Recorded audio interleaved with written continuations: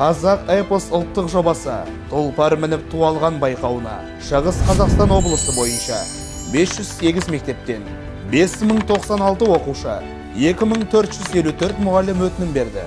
Семей қаласының номері 27-ші жалпы орта білім беретін мектебінің қазақ тілі мен әдебиет пәні ұстаздары.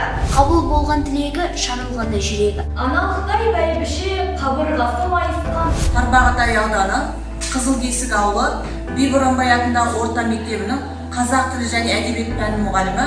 Әліп тарбақ ұсақтың ата қозған алаштан.